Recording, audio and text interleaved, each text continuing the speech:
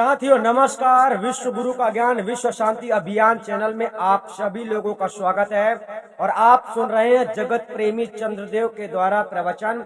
और आप लोगों को सदगुरु कबीर साहब की वाणी से आज मनुष्य के बारे में, मनुष्य के कमी के बारे में, जो कि आपकी कमी है, जिस प्रकार से मनुष्य संसार में भटकते रहते हैं कारणवश, है ना, किसी न किसी विषय में आदमी परेशान रहता है। कोई दिक्कतें रहती है और हर किसी को एक दिक्कत नहीं रहती, हर किसी को एक बीमारी नहीं रहती, सबकी अलग अलग परेशानियां रहती हैं, है ना। तो हालांकि इसी प्रकार से सदगुरु कबीर साहब ने आपके जो अधूरेपन, यानी आपको जो कमी महसूस हो रही है ना, जैसे आपको कोई तकलीफ होती है तब आपको ऐसा लगता है कि मुझे आराम मिले, है ना। तो इसी प्रकार से मनुष्य को जो कमी है साथियों, उस कमी को पूरा करने के लिए साथियों सदगुरु कबीर साहब ने क्या बतलाया है वो जानने की आवश्यकता है। इस वाणी में सदगुरु कबीर साहब ने कहा है, हंसती दंत बिन पक्षी पंख बिन नारी पुरुष बिना वेश्या के पुत्र पिता भी नहीं ना, ऐसे प्राणी ज्ञान बिना, ऐसे प्राणी ज्ञान बिना। यहां पर शब्द ने कहा हस्ती दंत बिन पक्षी पंख बिन नारी पुरुष बिना, और वेश्या के पुत्र पिता बिन हीना, ऐसे प्राणी ज्ञान बिना।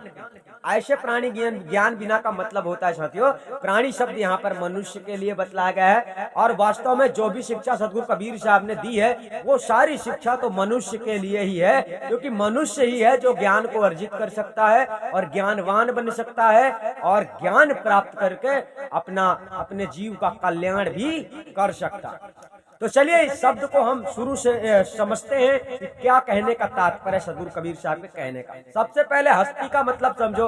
हस्ती का मतलब साथियों हाथी भी होता है, लेकिन यहाँ पर जिस प्रकार सदगुरु कबीर साहब ने समझाया है, यहाँ पर हस्ती का मतलब यहाँ पर मुख बताया गया है।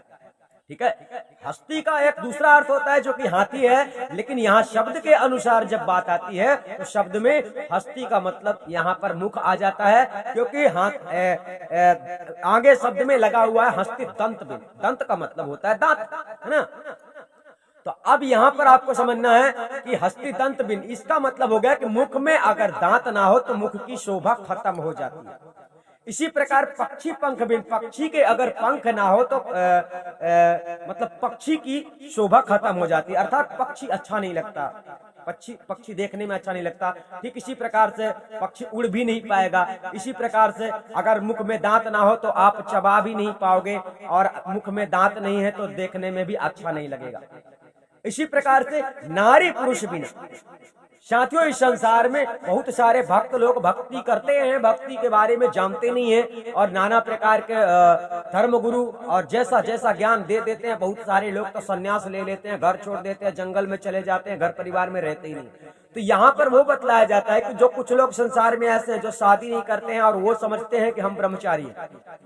ऐसा नहीं है। एक मनुष्य का जीवन एक स्त्री के बिना अधूरा माना जाता है। इस संसार में स्त्री पुरुष का जोड़ा है साथियों, एक यानी एक इस संसार में जोड़ा है। आपको समझना, सत्य और असत्य इस संसार में सब कुछ है, परंतु आपको समझना है कि सदगुरु कबीर साहब ने किस प्रकार से मानव को शिक्षा दी है और अपनी शिक्षा से साहब ने इस प्रकार से संदेश दिया है कि आप लोग उस शिक्षा से चलकर अपने जीवन का कल्याण भी कर सकते हैं। तो सदगुरु कबीर साहब ने यहाँ पर समझाने का प्रयास किया है कि जैसे हस्ती में मतलब मुख में दांत ना हो, पक्षी के पंख ना हो, किसी नारी के, किसी स्त्री के पुरुष ना हो या पुरुष के स्त्री ना हो, तो उसका जीवन भी सूना सूना हो जाता है, यानी अधूरा लगता है। भाई अकेले इस दुनिया में आप रहोगे, अकेले आप इस दुनिया में हो जाओ तो आपको यहाँ मन नहीं लगेगा, मतलब सूना लगेगा, पूरी दुनिया बेकार लगेगी, कोई है ही नहीं। किससे बात करोगे, किससे हंसोगे, किससे बोलोगे, है ना, किसके साथ खेलोगे, है ना। तो इस प्रकार से इस संसार में स्त्री पुरुष का जोड़ा जो है तो बनाया गया है साथियों। और स्त्री का पुरुष के संग मतलब आप जब विवाहित हो जाते हैं, आप शादी कर लेते हैं, तो आपका जीवन एक प्रकार से संसार के नियमानुसार पूरा हो जाता है। नहीं तो आपका जीवन अधूरा, यानी आपका जीवन अधूरा अधूरा लगता है, क्योंकि स्त्री को बनाया गया है पुरुष के लिए, पुरुष को बनाया गया है स्त्री के लिए। तो इस प्रकार से संसार के नियम के अनुसार आपको चलने का संदेश सदगुरु कबीर साहब ने इसमें दिया है। लेकिन बहुत सारे भक्त भक्ति के बारे में जानते नहीं है, तो लंगोटा मार के चल देते हैं कि चलो शादी वादी क्या करना। तो इस प्रकार से ये तो माया से डर के भागने वाले लोग हैं, अज्ञानी लोग हैं जिनके अंदर ज्ञान नहीं है। तो साहब ने ज्ञान देने के वास्ते यहाँ पर बतलाया है, वेश्या के पुत्र पिता भी नहीं ना, ऐसे प्राणी ज्ञान भी।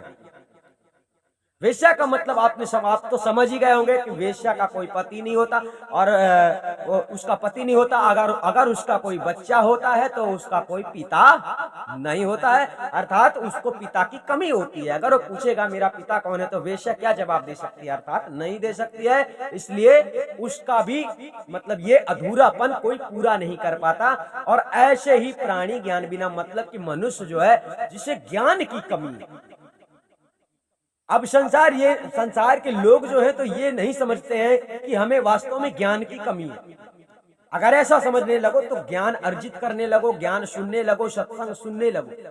तो सारा संसार तो आजकल हमको देखने में आ रहा है कि कोई कहीं मगन है तो कोई कहीं मगन है, कोई कहीं मगन है तो कोई कहीं मगन है। ज्ञान अर्जित नहीं करते। ज्ञान वो होता है जो प्रैक्टिकल सत्य होता है।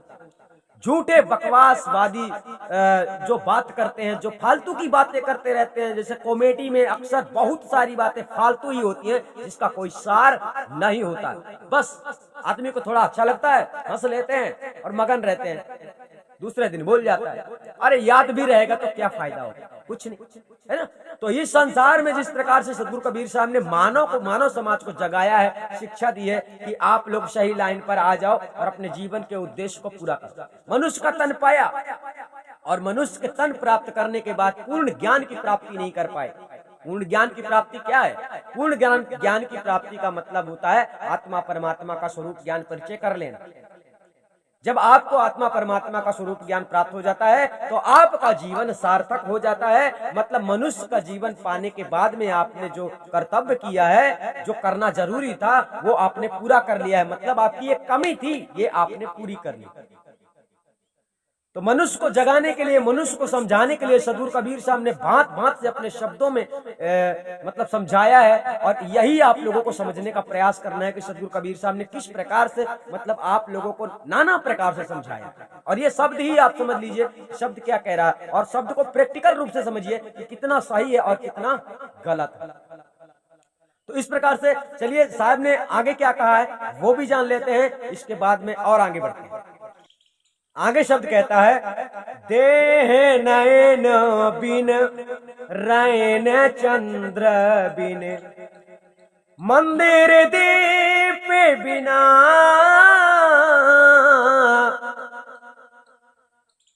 देह नयन बिन रैन चंद्र बिन मंदिर दीप बिना जैसे तरुवर फल भी नहीं ना, ऐसे प्राणी ज्ञान बिना, ऐसे प्राणी ज्ञान बिना।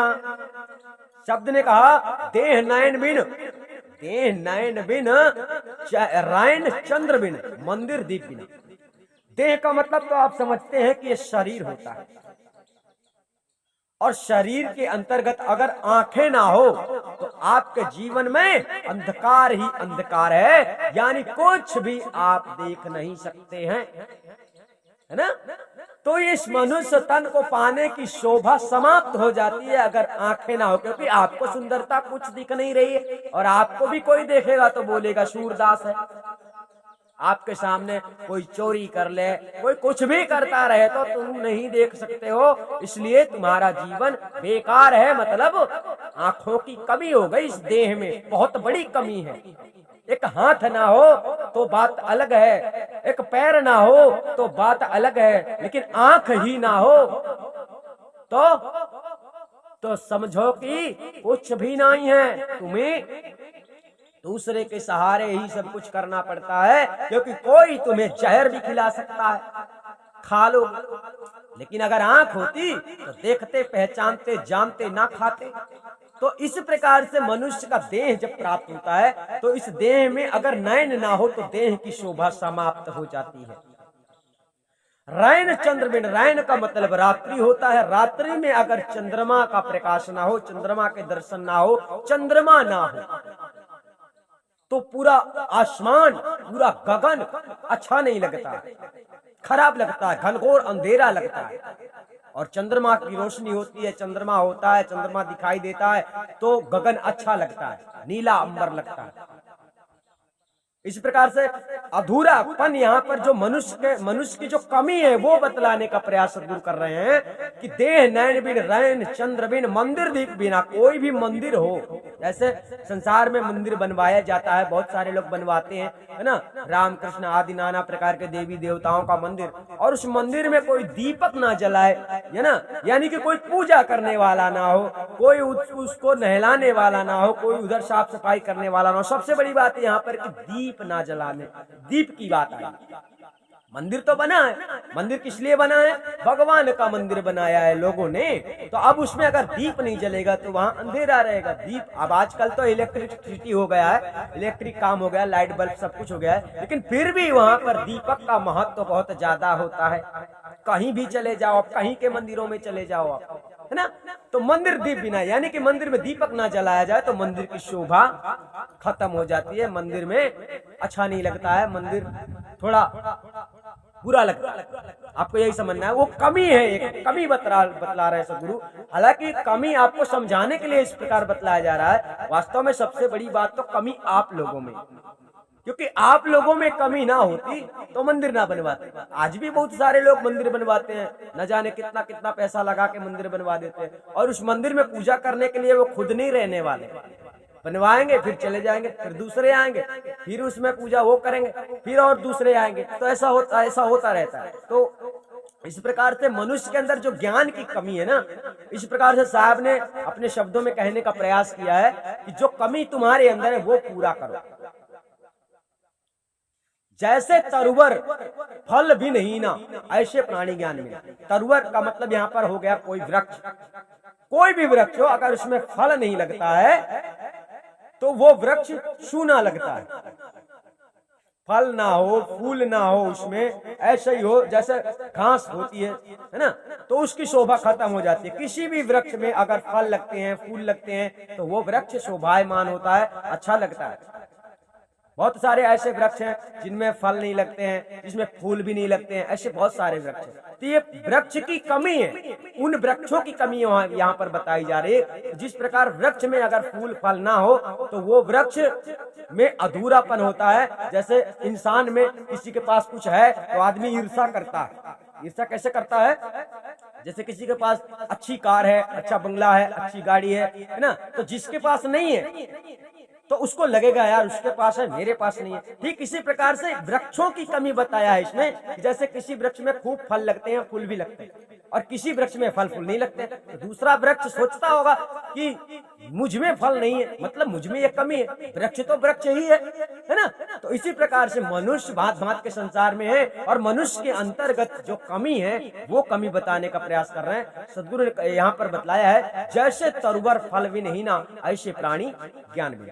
यानी मनुष्य को ज्ञान की बहुत कमी है, और मनुष्य के अंतर्गत अगर ज्ञान होता है तो मनुष्य ज्ञान से सब कुछ कर सकता है। सब कुछ करने का मतलब अपने जीवन का उद्देश्य पूरा कर सकता है, और इसके आगे करना क्या है। तो चलिए साहब ने आगे क्या समझाया है वो भी समझ लेते हैं। आगे शब्द कहता है, कूप नीर बिन धेनु चीर बिन धरती में घे बिना। शब्द ने कहा कूप नीर बिन धेनु चीर बिन धरती मेघ बिना।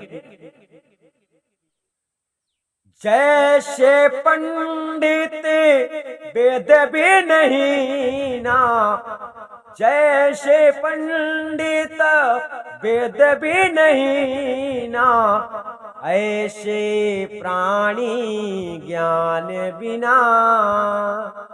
जैसे पंडित वेद बिनहीना ऐसे प्राणी ज्ञान बिना। तो साथियों यहाँ पर शब्द ने क्या समझाया है, बहुत अच्छी बात कही है। यहाँ पर साहब ने कहा है कूप निर्विण। कूप का मतलब होता है कुआं, है ना, कुआं समझ लो, इंदारा समझ लो, है ना। तो कुआं में अगर पानी ना हो तो कुआं की शोभा खत्म हो जाती है, कुआं बेकार, कुआं के पास कोई भी नहीं जाएगा क्योंकि कुएं में पानी ही नहीं है ना। तो कूप निर्विण, कुएं में अगर पानी ना हो तो कुएं का होने का कोई मतलब नहीं है। इसी प्रकार से कूप निर्विण धेनु क्षीरविण। धेनु मतलब होता है गाय, क्षीर मतलब होता है दूध। कोई भी गाय है अगर वो दूध नहीं देती है तो जब वो दूध नहीं देगी तो फिर कौन उसको रखेगा। मतलब कि वही बात है कि बछड़े को जन्म देगी वो उसके दूध ही नहीं निकलेगा अगर, तो वो उसके जन्म देने वाली कोई भी संतान जीवित नहीं रहेगी क्योंकि माँ का दूध उसे मिलेगा नहीं। तो वही बात यहाँ पर समझाया जाता है कि एक तो ऐसा होता नहीं है, परंतु अगर होता है तो वहां की बात कह रहे हैं कि अगर उसके दूध ना निकले, अगर गाय अगर दूध ना दे तो गाय होने का फायदा क्या है ना। इसी प्रकार बताया जा रहा है धरती मेघ बिना। धरती को कभी कभी साथियों मेघ बिल्कुल पूरी तरह से ढक लेता है। कभी कभी आपको दिखेगा कि पूरे गांव में आपके बिल्कुल झुका हुआ रहता है बादल, कभी कभी आपको ऐसा लगता है। तो मेघ धरती से संपर्क करता रहता है। मेघ हालांकि धरती से जुटा हुआ है, परंतु फर्क ये है कि आपको पता नहीं चलेगा कहां से जुटा, धरती का ज्वाइंट कहां से है, धरती का अंत कहां से है, ये सब आपको नहीं पता। जहां से धरती का अंत है वहीं से वहां से मेघ जो है तो धरती से संपर्क करता है, अर्थात जुटा हुआ है। और इसी प्रकार से कभी कभी ज्यादा नीचे से आ जाता है तो गांव में अंधेला हो जाता है, सड़कों में अंधेला हो जाता है, कहीं कुछ दिखाई नहीं देता। तो धरती मेघ बिना, अर्थात धरती में अगर मेघ ना आए तो धरती का होने का कोई मतलब नहीं है, क्योंकि धरती का संतुलन बिगड़ जाएगा साथियों। धरती में जिस प्रकार से गर्मी ठंडी का तापमान बनता रहता है तो ये धरती फट भी सकती है, नष्ट भी हो सकती है, लेकिन मेघ की आने की वजह से इस धरती का संतुलन बना रहता है हमेशा हमेशा हमेशा के लिए, ठीक है ना। तो इसी प्रकार से मनुष्य का संतुलन कब बिगड़ता है, जब मनुष्य को ज्ञान प्राप्त नहीं होता तो मनुष्य का संतुलन बिगड़ जाता है, मन चंचल हो जाता है, इधर उधर घूमने लगता है, भटकने लगता है। बस मनुष्य तो बन गए हो, मगर मनुष्य के हिसाब से जो ज्ञान चाहिए वो कमी है आपके अंतर्गत, है ना। तो इसी प्रकार से सब में कमी नहीं है, कमी है तो केवल मनुष्य में, है ना। हस्ती में दंत है ना, जैसे साहब ने बोला हस्ती दंत बिन पक्षी पंख बिन नारी पुरुष बिना। तो इस प्रकार संसार में तो सब ऐसा करते हैं। ये अज्ञानी लोग हैं जो लोग शादी वादी नहीं करते, बोलते हैं हम ब्रह्मचारी हैं, हम परमात्मा के भक्त हैं। ऐसा बिल्कुल भी नहीं सोचना चाहिए। अब इसका मतलब ये नहीं है कि शादी करने वाला भक्ति कर सकता है, शादी नहीं करने वाला भक्ति कर सकता है, ऐसा कुछ नहीं। भक्ति कोई भी कर सकता है अगर वो करना चाहे तो, है ना। तो भक्ति करने के लिए शादी करना या ना करना इससे कोई संबंध भक्ति का नहीं है, ये समझने की आवश्यकता है। तो सदगुरु कबीर साहब ने यहाँ पर बताया कूप निर्विण धेनु क्षीरविण धरती मेघ बिना, जैसे पंडित वेद बिनहीना ऐसे प्राणी ज्ञान बिना। पंडित शब्द यहाँ पर साथियों जमाने में, यानी जमाने बोले तो जब कबीर साहब का समय था, जब वो स्वयं धरती में आए थे और धरती में आने के बाद नाना प्रकार से ज्ञानियों से ज्ञान गोष्ठी भी की, ज्ञानियों को समझाया भी। तो कोई भी व्यक्ति आजकल वर्तमान में देखेंगे, कोई भी व्यक्ति मान लो कि जितने धर्म हैं और जितने धर्म ग्रंथों के अनुसार मनुष्य कार्य कर रहे हैं, भक्ति कर रहे हैं, तो कोई भी मनुष्य अपने धर्म ग्रंथों के वास्तविक सत्य उपदेशों पे नहीं चलता है, कोई भी व्यक्ति। ऐसा क्यों? ज्ञान नहीं है, ज्ञान की कमी है। तो यहाँ पर पंडित शब्द जो साहब ने बतलाया है, तो पंडित शब्द साथियों विद्वानों के लिए बताया। जो बड़े बड़े विद्वान होते थे पहले के जमाने में, वेद शास्त्रों के वाचक होते थे, उनको बताया कि ये लोग कुछ भी नहीं जानते, अर्थात वेद तो पढ़ रहे हैं लेकिन वेद का सार नहीं जानते। तो बात वही है कि मनुष्य तो बन गए हो लेकिन मनुष्य के जीवन का सार नहीं जानते हो, तो मनुष्य होने का कोई फायदा नहीं है। तो इसी प्रकार से संसार में आजकल जात पात के पंडित भी हो गए हैं बहुत सारे लोग, तो इनको वेद के रहस्य का ज्ञान नहीं है, वेद के बारे में नहीं जानते हैं, वेद के बताए अनुसार कार्य नहीं करते हैं, इनके अलग अलग पोथी पन्ना चलते हैं। यानी वेद जैसा साथियों अपना संविधान बतलाता है भक्ति के मार्ग में, उस प्रकार से भी आजकल के पंडित काम नहीं करते। क्योंकि आजकल सैकड़ों ये लोग खुद ही पुस्तक बनवा लेते हैं, ऐसा ये आरती, ये पूजा, ये टीका, ये पान, ये सिक्का, ये फलाना ढिमका, है ना, दक्षिणा फक्षिणा, जो भी ये लोग सिस्टम बनाते हैं अपना, है ना। तो इस प्रकार से वेद में साथियों ना तो राम का नाम है और ना तो कृष्ण का नाम है, ना तो हनुमान का नाम है ना, इन किसी का भी नाम नहीं है। लेकिन आजकल के पंडित की बात जहाँ पर की जाए, हालांकि साहब ने यहाँ पर उस पंडित की बात नहीं कही है, पंडित होते हैं विद्वानों की बात की।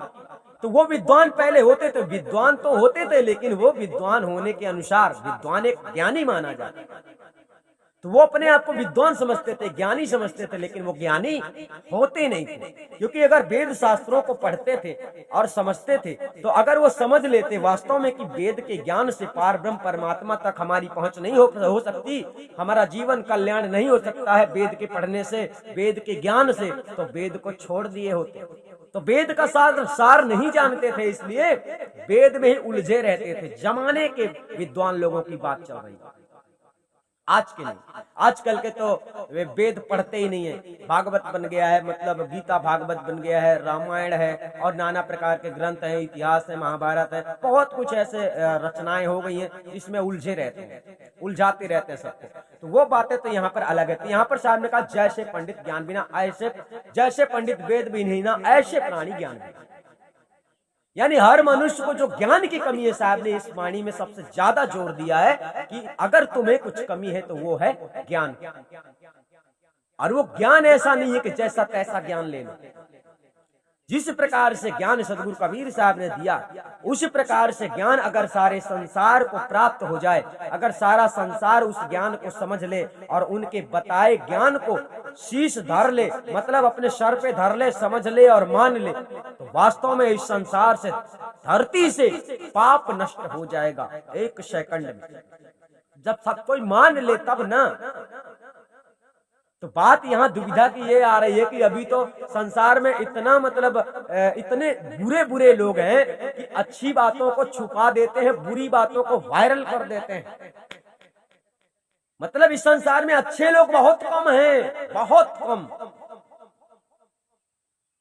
क्या करो, अच्छी बातें नहीं जानना चाहते हैं, अच्छी बातों से मतलब नहीं रखते हैं और बुरी बातों में आगे खड़े हो जाते हैं। लड़ाई झगड़ा की बात आ जाए, किसको मारना है, किसको मारना है, क्या हो गया, ऐसे ऐसे दादा गुंडा फलाने ढिमके संसार में है ना। तो शायद यहाँ पर समझाना चाहते हैं, बहुत प्रकार से इसमें जोर दिया है कि जो है तो तुम्हें जो कमी है ना वो है ज्ञान। अगर तुम्हारे पास ज्ञान है, तुम अच्छा खासा पैसा भी कमा सकते है ना, अच्छा खासा नौकरी भी कर सकते हैं और अपने जीवन का उद्देश्य भी पूरा कर सकते हैं। ज्ञान होगा तब न, जब आप समझेंगे कि मेरे लिए जरूरी क्या है।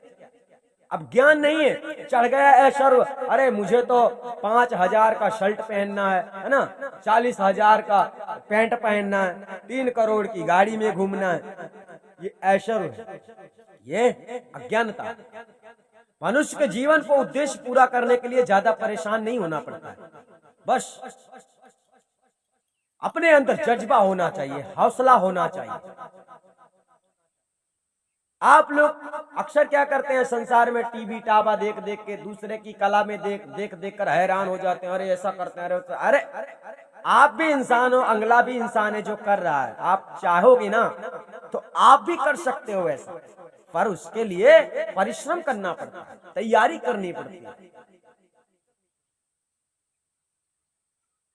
तो इस प्रकार से साहब ने समझाया कि मनुष्य को अगर कोई कमी है तो वो कमी है सबसे पहली ज्ञान। खाने पीने की यहाँ कमी नहीं है, काम करने वाले भी खाते हैं, ना काम करने वाले भी खाते हैं, भीख मांग के खाते हैं, इसमें क्या है। खाने पीने कपड़े लत्ते की कमी किसी को थोड़ी है। कमी है तो ज्ञान की, ज्ञान नहीं है, ज्ञान नहीं है तो क्या करोगे, बात वही है। तो अगर ज्ञानी मनुष्य बन जाए ना तो मनुष्य कभी गलत कदम नहीं उठा सकता और कभी गलत नहीं कर सकता, चाहे वो वृक्ष के नीचे ही अपना पूरा जीवन व्यतीत कर दे, लेकिन वो गलत नहीं कर सकता। और जब कोई गलत नहीं करेगा, किसी से नहीं करेगा, तो विश्व में शांति ही शांति है, विश्व में शांति ही शांति है। इस चैनल का मकसद ही है विश्व गुरु का ये जो ज्ञान है ये सारे संसार को पहुंचना चाहिए, और सारे विश्व के लोग जब इस प्रकार की बातें समझेंगे तो सबको शांति मिल सकती है। तो इस प्रकार से साहब ने, चलिए आगे जानते हैं। मनुष्य को ज्ञान की कमी तो है, लेकिन आगे साहब ने कुछ बहुत ही बड़ी बात बताई है इसमें, ये भी जान लेते हैं शायद क्या कहना चाहते हैं। आगे शब्द में साहब ने कहा है, काम क्रोधे लोभे मोहे सब तृष्णा त्यागो संत जना। काम क्रोध लोभ मोह सब तृष्णा त्यागो संत जना। कहाँ ये कबीर एक गुरु की शरण बिन, कहाँ ये कबीर एक गुरु की शरण बिन, जगत में नहीं कोई अपना, जगत में नहीं कोई अपना। लास्ट में शब्द कहता है, कहाँ है कबीर एक गुरु की शरण बिन, कोई जगत में नहीं अपना। ऐसा क्यों कहा साहब?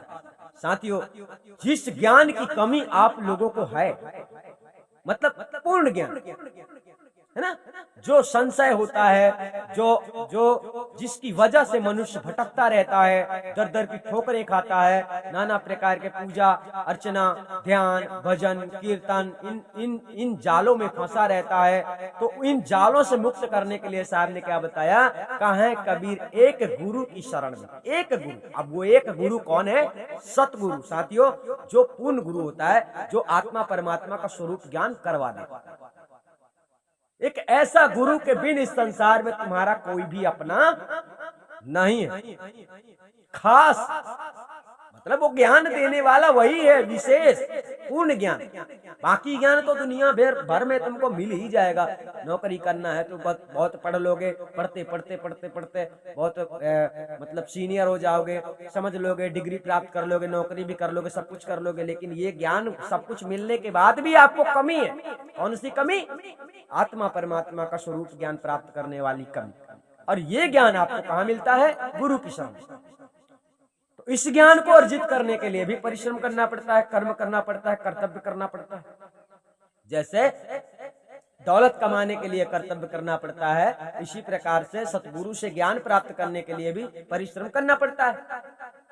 तो आपका एक साथी, जो सच्चा साथी होता है, जो कि आपको इस संसार में अगर मिल जाए तो आपका जीवन सार्थक हो सकता है ना। तो और ऊपर से साहब ने कहा, काम क्रोध लोभ मोह सब तृष्णा त्यागो संत जन। अब यहाँ पर संत शब्द साथियों, यहाँ पर साहब ने सबको लगा दिया। सबका मतलब यह है कि भक्ति तो करने का उद्देश्य सबको है, मानुष तन पाकर, लेकिन कोई ना करे तो बात अलग। और जो भक्ति मार्ग में उतर जाता है, तो यहाँ पर संत शब्द साथियों भक्तों के लिए ही लगाया गया है कि भक्त लोग जो होते हैं तो सत्य मार्ग पे चलकर काम क्रोध लोभ मोह से आप लोग अलग हो जाओ। ऐसा अर्थात तृष्णा, जो आपको ऐसा लगता है मेरे पास गाड़ी होना चाहिए, बंगला होना चाहिए, खूब पैसा होना चाहिए, ये होना चाहिए, वो होना चाहिए, ये जो आपको तृष्णा लगी रहती है ना, तृष्णा की जो तरस आपको होती है, आशा लगी रहती है, ये काम पूरा होना चाहिए, काम पूरा होना चाहिए, तो ये सब सारे कामों को पूरा करने की बात दूर है। ये अलग बात है, करना जो कर सकते हो तो कर लेना, लेकिन वास्तविक जो आपके लिए जरूरी काम है, ये काम पहले आपको करना चाहिए। अर्थात ये आपको करना ही है, बाकी काम हो चाहे ना हो, आपके बंगला हो या ना हो, गाड़ी हो या ना हो, है ना, आपके और कुछ हो या ना हो, लेकिन ये काम आपका पूरा होना चाहिए। कौन सा काम? आत्मा परमात्मा का स्वरूप ज्ञान वाला। ये ज्ञान जब हो जाता है मनुष्य को, कोई भी मनुष्य हो, जब भक्ति के मार्ग में चलता है और गुरु के द्वारा जब आत्मज्ञान प्राप्त करवाया जाता है, तो मनुष्य जो है तो वैरागी बन जाता है। वैरागी मतलब संसार के मोह माया को अच्छी तरह से समझ लेता है, तो उसको शांति मिल जाती है। और जब शांति मिल जाती है तो फिर क्या दिक्कत है? क्या दिक्कत है? रूखा सूखा खाने वाला रूखा सूखा खाता है, बहुत अच्छी व्यंजन को खाने वाला भी वो भी पेट में ही खाता है ना। तो बस फर्क इतना है, कोई सस्ता खाता है, कोई महंगा खाता है, खाता तो पेट में ही है ना। तो ये आप लोग संसार में मतलब जब तक हैं, जब तक आप संसार में हैं तब तक आप अपनी कमी को पूरा करने के लिए हमेशा आपको प्रयास करना चाहिए। आपकी कमी क्या है? आपकी कमी है ज्ञान, और कुछ कमी नहीं। धन दौलत के लिए फड़फड़ाते रहना, इधर से उधर लड़ाई झगड़ा दंगा फसाद करते रहना, है ना, खाने पीने के लिए भुखमरी के लिए लड़ना मरना, ये सब ज्ञान की कमी से होता है। मनुष्य को अगर ज्ञान ना हो ना, मनुष्य को अगर ज्ञान है, मतलब ज्ञान अगर उसको है, तो मनुष्य, मान लो आपकी जमीन में किसी ने कब्जा कर लिया, तो आप उस पर लाठी नहीं चलाएंगे, आप उससे लड़ेंगे नहीं, आप उससे झगड़ेंगे नहीं, क्योंकि देश में कानून है। आप कानून के अनुसार जो काम करना होगा तो करवाएंगे। अरे आपके पास ज्ञान नहीं है, तूने कैसे कब्जा कर लिया, फलाना ढिमका, लड़ाई झगड़ा कर दोगे, दंगा फसाद कर दोगे, मार कुटाई कर दोगे, तुम्हें भी समस्या उसे भी समस्या। तो इस संसार में सबके लिए कानून है, और कानून सबका सपोर्ट करता है, यानी वो सत्य का साथ देता है। क्योंकि आजकल जो है तो हर जगह में हर प्रकार का प्रूफ होता है। आपको कोई लूट लेगा, आपसे कोई कुछ छीन लेगा, ऐसा सोचने की आवश्यकता नहीं है। हाँ, चोरों से सावधान रहना, क्योंकि चोरों को पकड़ना बहुत मुश्किल हो जाता है, इसलिए चोरों से बचना। चोर आजकल के ऐसे हैं जो घर बैठे ही आपको लूट लेते हैं, तो उनसे सावधान रहने की आवश्यकता है।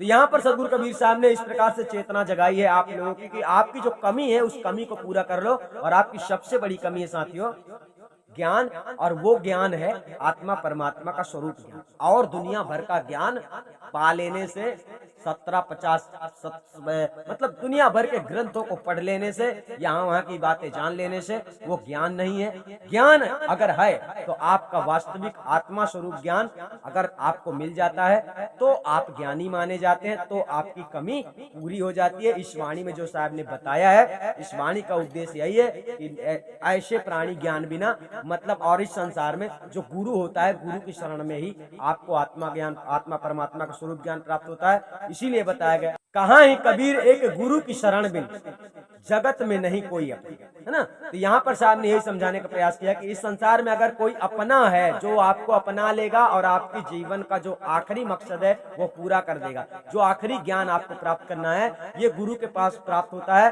और अगर गुरु मिल जाता है तो आपको ज्ञान दे देता है। तो इसी प्रकार से आपको समझना है, और आखिरी मकसद पूरा करने के लिए आपको भटकना नहीं है, आदि अनादि मुक्ति पंथ में जुड़ जाना है। आपको आखिरी मकसद पूरा करने के लिए यहाँ पर अवसर मिल जाएगा, आखिरी ज्ञान भी मिल जाएगा समय आने पर। तो आप लोग समझ गए होंगे। तब तक के लिए धन्यवाद। हम साथियों आपसे फिर मिलेंगे। आप लोग अपना ख्याल रखना, हम यही आशा रखते हैं।